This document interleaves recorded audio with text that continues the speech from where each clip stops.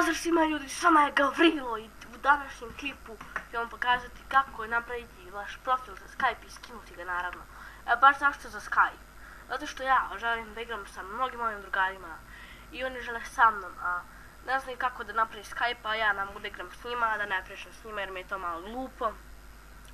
Neki imaju pa pričam preko nekih drugih programa, ali tražim kredit, to je po meni malo glupo. Tako da ovo je video zbog njih i oni koji ne znam kako da ga barem instalira ili napravi profil. Ovdje ćete ukucati vaše ime, ne mora da bude tačno, ali dobro. Vaš email.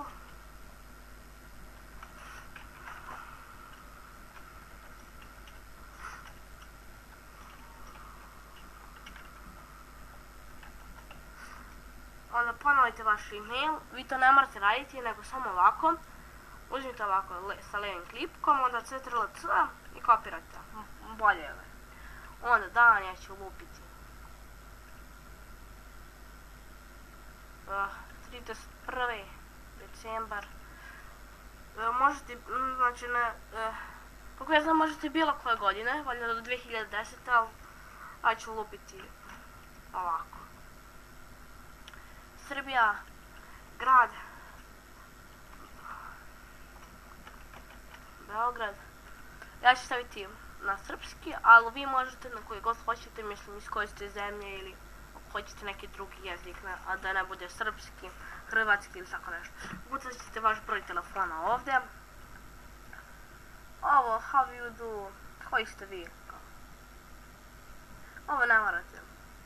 Vaše Skype ime. Evo možda, na primjer, ovo. Šifra. I onda ide šifra. Bolje vam je da uzmete po meni možete SMS porukom ili preko e-maila. Ja uzmem obično SMS pa vi kako hoćete. Ovdje ukucate taj broj. I ovako. Ako vam nešto ne bude tačno onda vi samo šifru. Da, ovdje ponavite normalnu šifru. Onda idete download. I update-ovat će vam se sami, ne brinite. I sada vi izaberete na kojem ću. Ja ću naravno na kompjuteru ili laptopu, zavisi šta imate. I evo, ovo mu se jako brzo instalira, tako da. Mislim, meni je update, vama ne znam da li će se brzo instalirati ili ne, ali neće mi dovoljno da potraje. Nema tu baš ono nečega. Yes. Da, i onda će ovako nešto da se pojavi, pošto ne sve na srpskom, onda ću to preskočiti. U redu. I ja ću sada odjavim svoj Skype, da mi ne bi vidjeli šifru i sve to.